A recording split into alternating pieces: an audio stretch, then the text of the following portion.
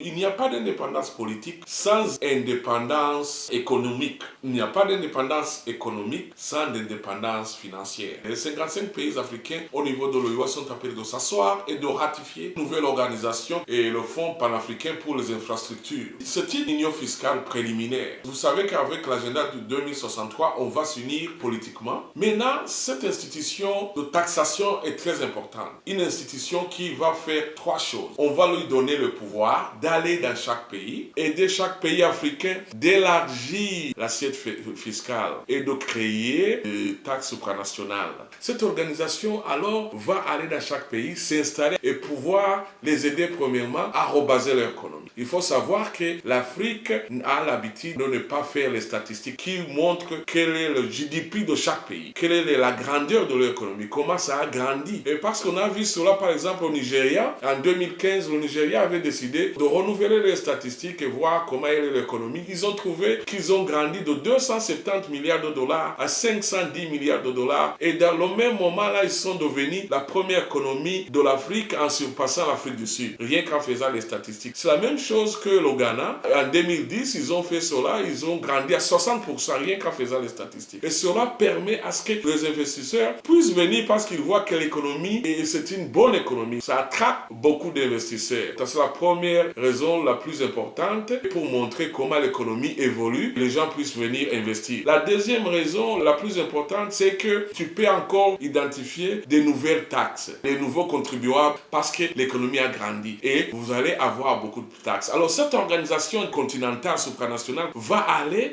aider chaque pays et même les aider à identifier des technologies qui peuvent les aider à aussi collecter les taxes aux contribuables dans le secteur informel. Aussi créer de nouveaux contribuables. Après cela, si c'est déjà fait dans les 55 pays, on va voir l'augmentation de recettes aux impôts de chaque pays. Alors ça sera la première chose. La deuxième chose, c'est que cette institution supranationale continentale doit s'installer à chaque pays, au moins avoir 5 ou 6 personnes, ça dépend de chaque pays. Alors il va aller être là-bas et créer les taxes supranationales, c'est-à-dire à chaque chose on peut ajouter n'importe quoi. Et il faut identifier, là il faut ajouter et aussi créer des comptes qui vont être séparés des comptes locaux. Et alors l'argent pour le fonds panafricain d'infrastructure va aller directement là-bas. C'est très important. C'est mieux que de faire ce qu'on appelle l'assessed contribution, les contributions. Si on décide qu'il puisse y avoir des contributions, nous avons vu que les pays ne paient pas. C'est mieux de créer les taxes continentales et créer une entité qui va aller et collecter, séparer des taxes locales et les mettre au compte continental et pouvoir créer ce fonds. Alors, c'est facile dans ce sens de créer autour de 30 à 50 milliards de dollars américains à chaque année, et c'est-à-dire autour de 500 milliards chaque décennie. Il faut savoir que l'Afrique taxe 3 fois moins que l'Europe. Cela ne veut pas dire que c'est parce que nous sommes pauvres. Non, non, pas du tout ça. En fait, c'est la constitution de l'Union européenne. Si vous voyez l'article 3.1.1, on voit là où ils ont décidé de créer leurs propres ressources en essayant de ne pas dépendre des États-Unis après le plan Marshall. Et cela les a permis de créer une certaine autonomie. En fait, les Européens taxent beaucoup pour contrôler les autres, c'est-à-dire les contribuables des Européens souffrent pour contrôler le monde, spécialement l'Afrique. Alors il est temps que les contribuables de l'Afrique puissent souffrir pour protéger l'Afrique. Je ne sais pas pourquoi Dieu veut que ça se fasse aussi rapidement possible, mais c'est possible de pouvoir créer 30 à 50 milliards de dollars américains à chaque année, qui est autour de 500 milliards de dollars américains une décennie. Qu'est-ce qui dit qu'on puisse avoir cette somme? Souvenez-vous depuis 1960 jusqu'à 2015 au Nigeria, ce qu'on a appelé Mandela Tax. C'était les taxes que le gouvernement nigérien avait décidé de taxer à chaque travailleur de pouvoir contribuer 2%. Le Mandela Tax, c'était un fonds qui allait libérer l'Afrique australe. Ici en Afrique du Sud, Namibie, Namibia, au Zimbabwe, et tout près les autres pays ici en Afrique australe. Alors, cet argent a été autour de 62 milliards, rien que les contributions qui sont venues du Nigeria, 62 milliards. À ce moment-là, le Nigeria avait un problème économique. Ce n'est pas comme le moment. Le Nigeria avait même moins de 200 milliards de dollars comme le GDP à ce moment, le PIB. Alors, si les 55 pays décidaient à ce moment de créer cette sorte de Mandela tax. Imaginez-vous, rien que 2%. Ou même taxer ce qui bouge, ce qui est échangé en Afrique, partout à chaque pays d'Afrique. On peut vraiment facilement avoir 30 à 50 milliards de dollars américains en moyenne et on aura autour de 500 milliards de dollars américains à chaque décennie. Je sais que vous vous demandez que l'Afrique avec la corruption, puisque cet argent va être vraiment collecté. En fait, c'est le secteur privé qui va aller collecter cet argent au nom de cette organisation panafricaine.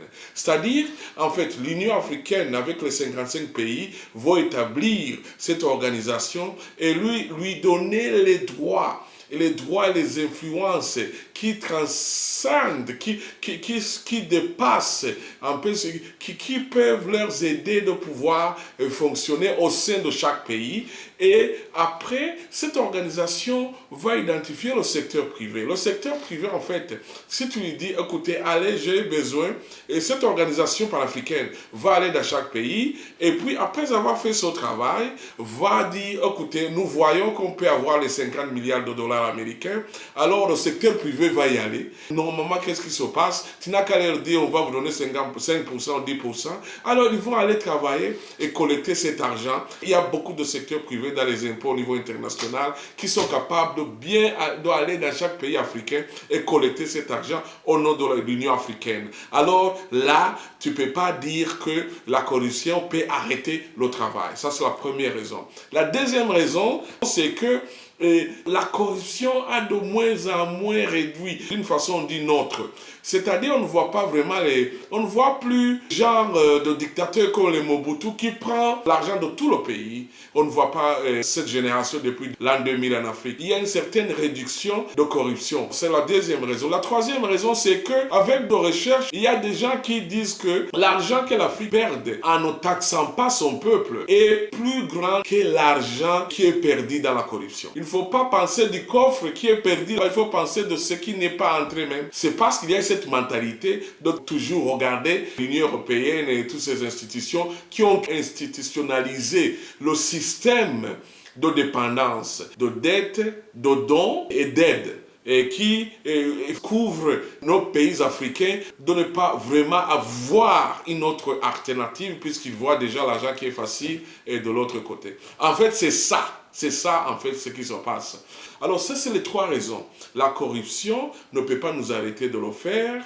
La corruption est réduite, ce n'est pas comme avant.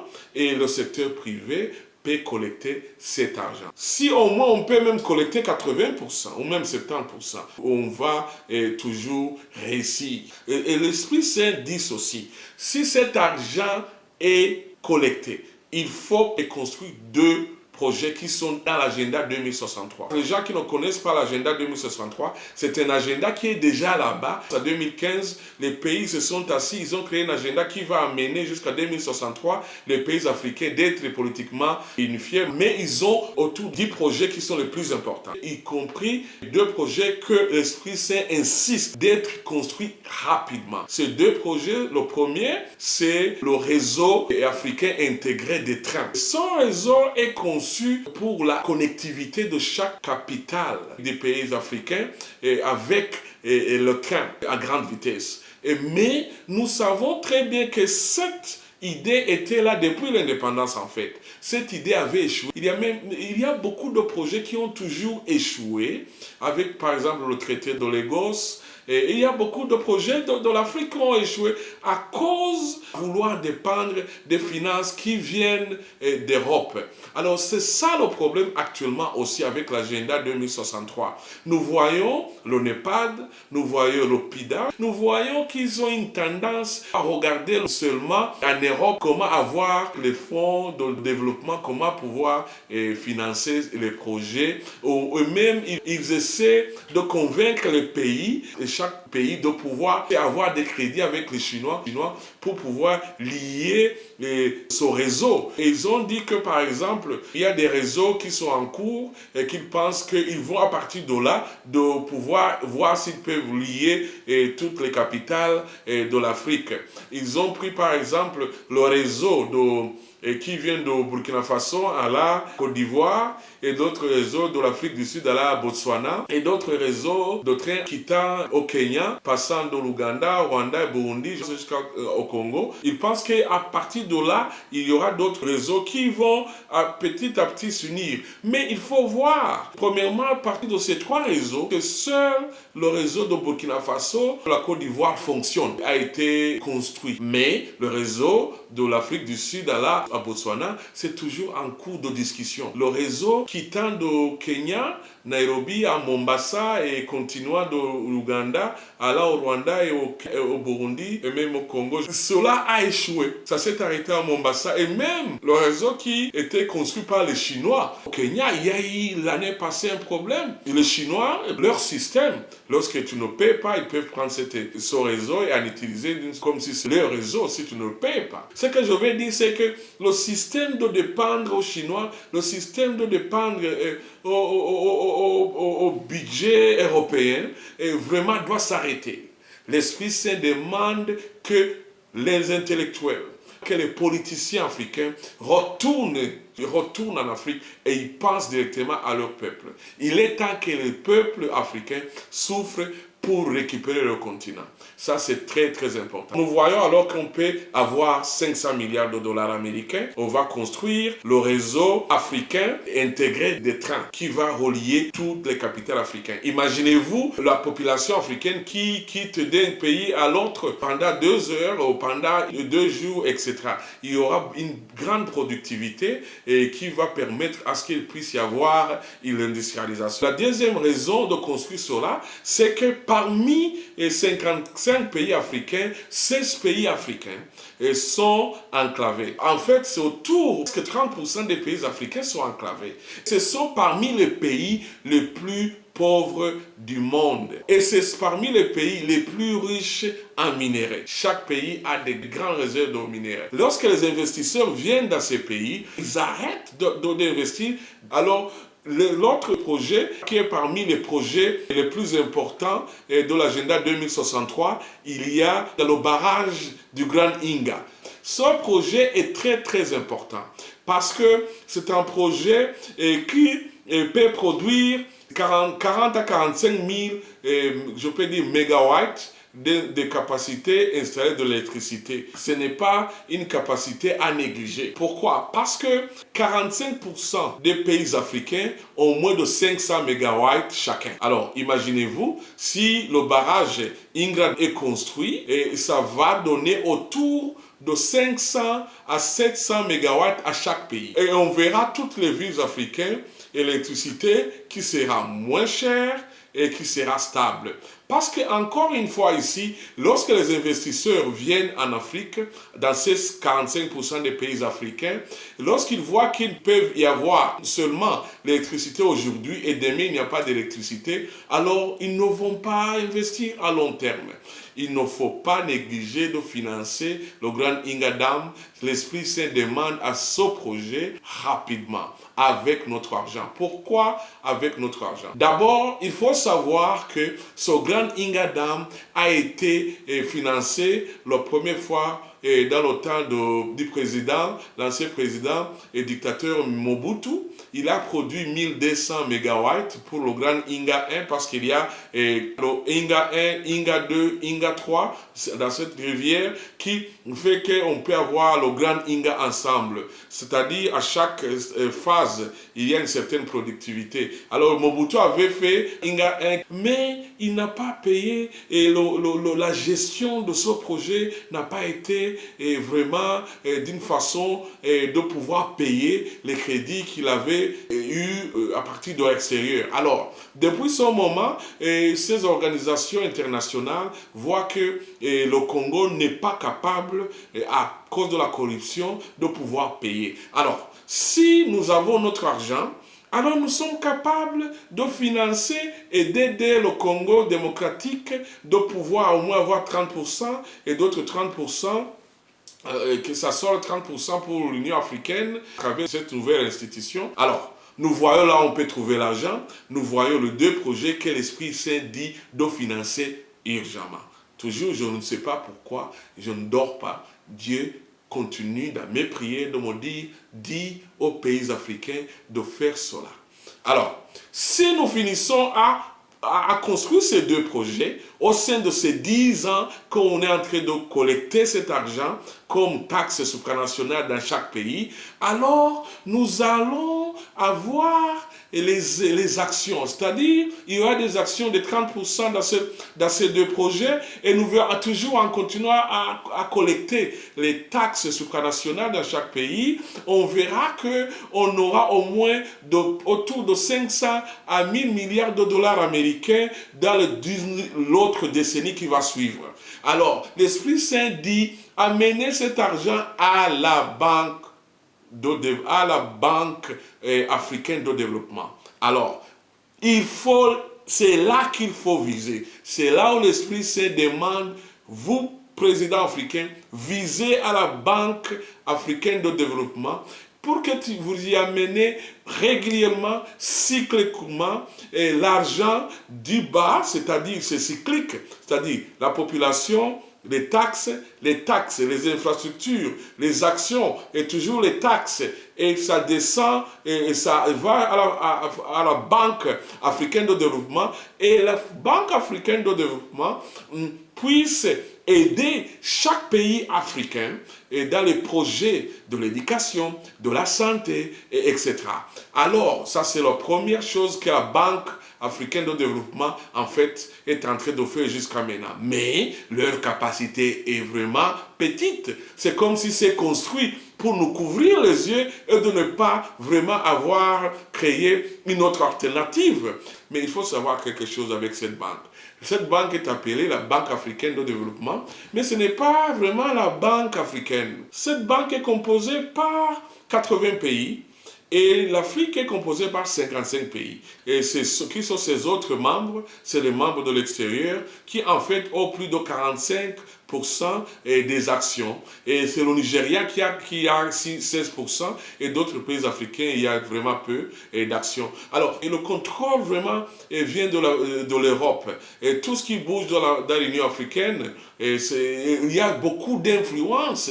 On se souvient ce qui s'est passé à l'administration de Trump et qui accusait même le président de la Banque africaine de développement de certaines choses. Imaginez-vous, et le président de l'Amérique qui contrôle la Banque africaine de développement. Cela vous dit quelque chose. Alors, le plan ici, c'est de pouvoir, d'ici moins de 10 ans, pouvoir injecter autour de 500 à 1000 milliards de dollars américains dans cette banque. Il faut savoir que les problèmes africains deviennent de plus en plus multiples. Il faut savoir que notre population va quitter de 1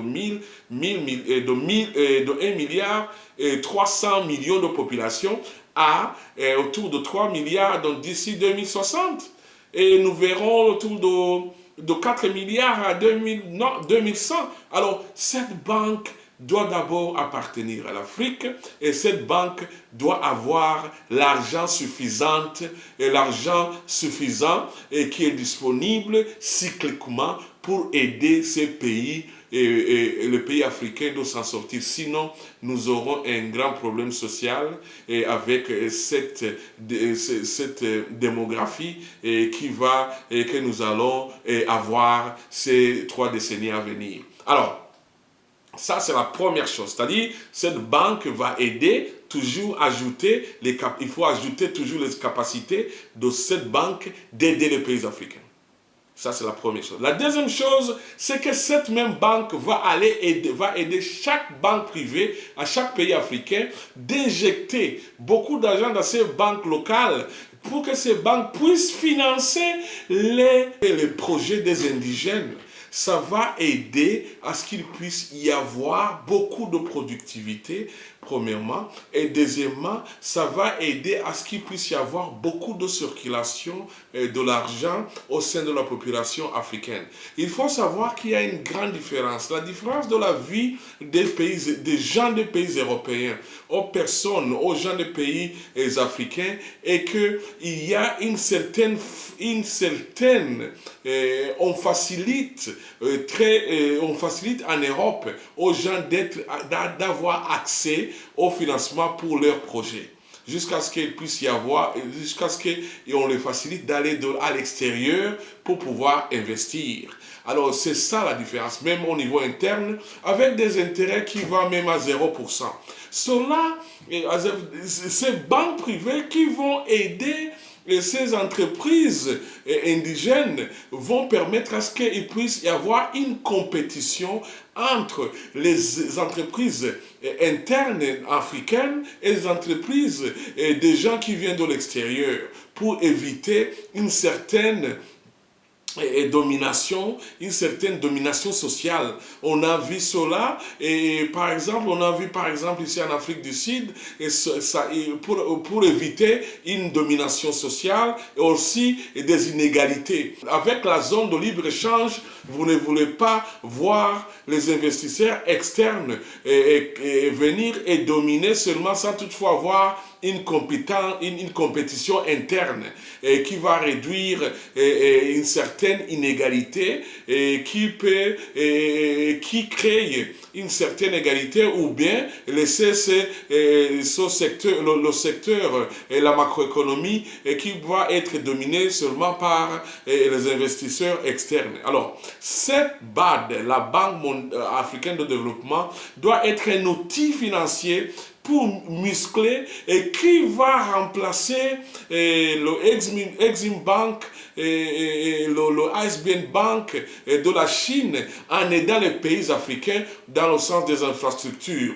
Il va remplacer la Banque mondiale et la FMI dans le sens d'autres projets d'infrastructures ou d'autres projets des États africains. Alors ça c'est d'une part. Et d'autre part, il va aider d'injecter beaucoup d'argent pour aider les pays africains et les entreprises des indigènes africains d'être compétitifs avec les investisseurs externes. C'est très important parce qu'à long terme, ces investisseurs, comme on a vu ici en Afrique du Sud, ont une tendance de vouloir contrôler la politique jusqu'à même imposer un ministre de finances, etc. Alors, il faut contrecarrer à long terme cette tendance en créant une institution financière, l'une des plus grandes institutions au monde. Ça, c'est très important. Alors, ça, nous voyons, et ça va aider à ce qu'on puisse avoir une grande productivité au niveau de l'Afrique. Et je vous remercie.